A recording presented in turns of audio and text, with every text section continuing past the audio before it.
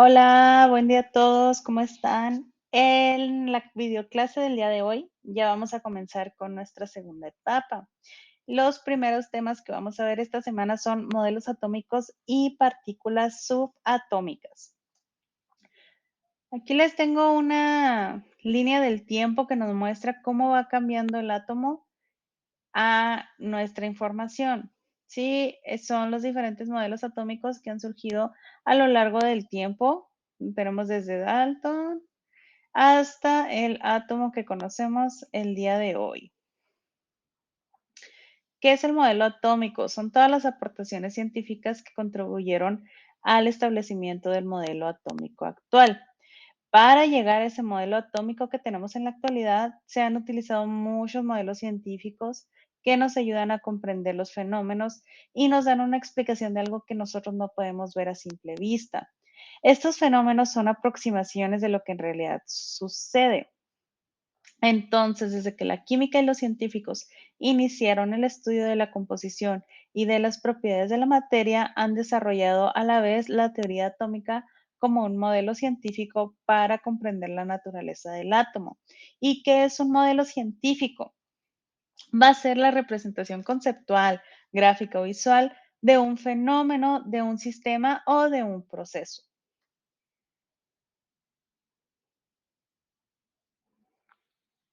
El átomo, como lo conocemos actualmente, sabemos que está constituido por un núcleo que va a tener protones y neutrones y va a tener una corteza o una envoltura de electrones. Aquí en la imagen, nuestro núcleo va a ser este naranja o rosa, el color que ustedes lo vean. Y aquí en este conjunto de partículas van a estar los protones y los neutrones. Esto va a ser el núcleo. Luego vamos a tener nuestra corteza, que sería todo el espacio donde andan nuestros electrones, que serían estas partículas amarillas. En este caso yo lo puse de estos colores. La materia está constituida por átomos y las propiedades que tiene la materia, como su dureza, la maleabilidad, el color, la elasticidad, etcétera, van a depender de cómo se comportan los átomos. Pero, típica pregunta, podemos hacernos, ¿cómo saben que la materia está formada por átomos? ¿Cómo saben que de eso dependen sus propiedades? ¿Cómo le hacen? Para ellos poder llegar a esa conclusión pasó mucho tiempo y se dio mediante muchas aportaciones científicas de diversas personas. Vamos a empezar a ver quiénes fueron ellos. Vamos a ver la historia del átomo. El primerito fue Demócrito. Él fue el primer científico al que le debemos el concepto del átomo. Él afirmó que al dividir la materia se iba a tener que llegar a una última partícula sólida e indestructible, una partícula que ya no se pudiera dividir. Y a esta partícula la llamó átomo, porque átomo significa indivisible. Luego pasó el tiempo y viene Aristóteles.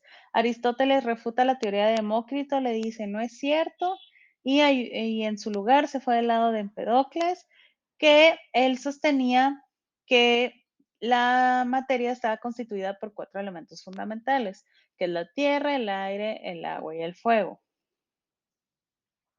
Luego, en 1803, viene el rescate de Dalton y dice, no, yo voy a retomar el concepto de Demócrito, sí me gusta ese concepto de átomo y lo voy a demostrar mediante experimentos.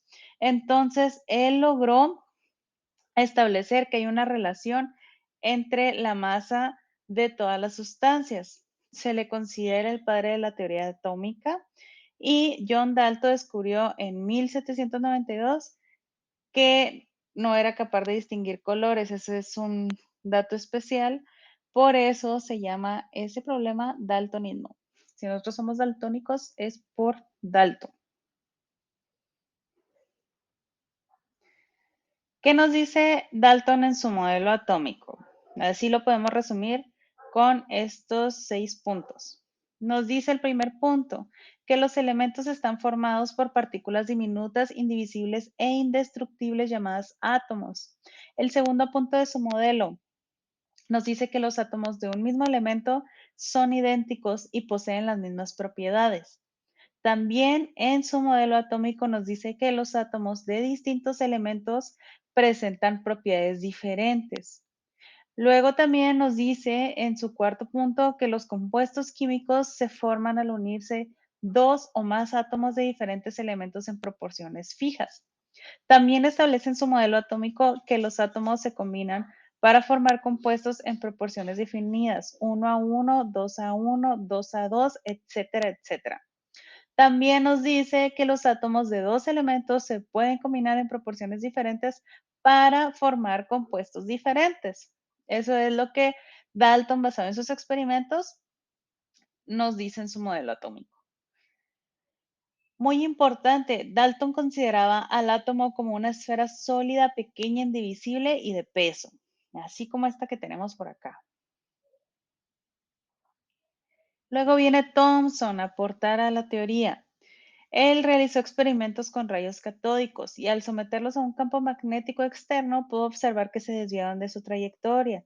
Entonces descubre una nueva partícula, 1000 veces más ligera que el hidrógeno, que posteriormente sería conocida como electrón.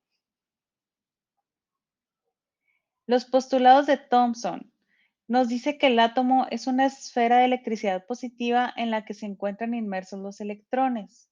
También nos dice que a las partículas eléctricamente negativas presentes en la materia las llamó electrones y aún concebía el átomo como una partícula compacta e indivisible. ¿Sí?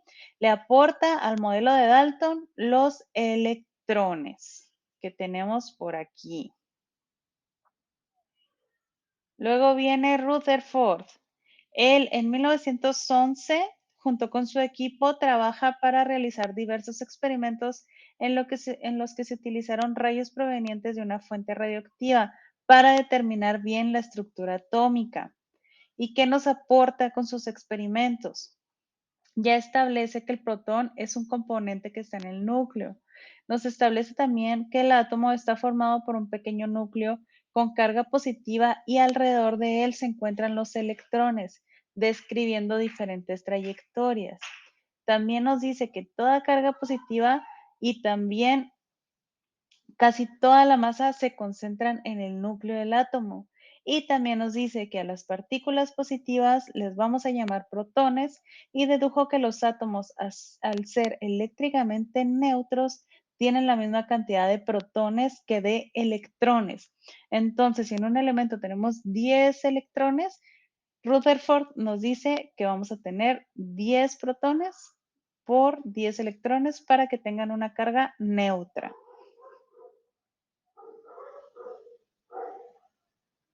Luego viene Bohr. En 1913 nos propone que los electrones se encuentran distribuidos en diferentes niveles energéticos. ¿Qué quiere decir? Este modelo nos dice que va a haber diversos niveles. En el primer nivel, órbita, se van a ubicar nada más 2 electrones. En el segundo ya se van a ubicar 8 electrones.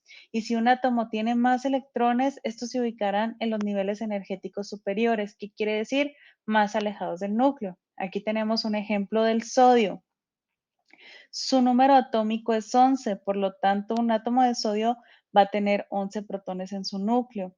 Dado que en un átomo el número de protones es igual al de electrones, por lo que nos dijeron anteriormente, el sodio va a tener 11 electrones. Estos 11 electrones se van a encontrar distribuidos en los niveles energéticos de nuestro elemento. Aquí nos dice Bohr que en el primero nada más van a ir 2. Aquí tenemos 1, 2 electrones.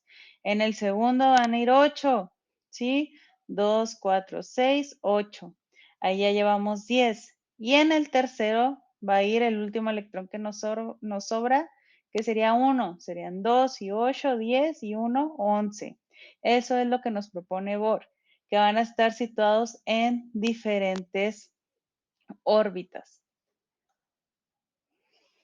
Luego viene Chadwick. En 1932, el físico inglés confirmó la existencia de otra partícula subatómica en el núcleo del átomo, pero esta partícula no va a tener carga y la va a llamar el neutrón. ¿Qué nos aporta Chadwick al modelo atómico? Nos determina que los neutrones son partículas subatómicas que no tienen carga eléctrica y cuya masa es igual a la de los protones. Y también nos va a decir que los neutrones desempeñan un papel clave en la fisión nuclear o en la división de átomos. Luego va a venir Goldstein. Él también, bueno, no va a venir después, más bien también nos aportó algo que él llevó a cabo experimentos en 1886 en un tubo de Crookes, con la diferencia que llevaba un cátodo metálico lleno de orificios. Entonces, él observó por primera vez a los protones desde los rayos catódicos, por lo que a él se le acredita el descubrimiento de estos. Estas cargas se desprenden del choque de los electrones con los gases neutros. Desde mediados del siglo XIX, varios científicos tuvieron grandes aportaciones al modelo atómico actual y al conocimiento de la estructura del átomo.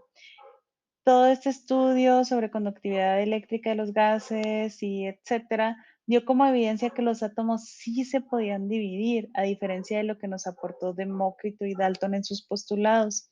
Con esto, perdón, se va a demostrar la existencia de partículas subatómicas. Esto sería todo, muchachos, por la clase del día de hoy. Espero que la hayan visto toda y que hayan puesto mucha atención y estén pendientes de sus actividades. Muchas gracias por ver mi clase, muchachos. Nos vemos. Que tengan muy buen día.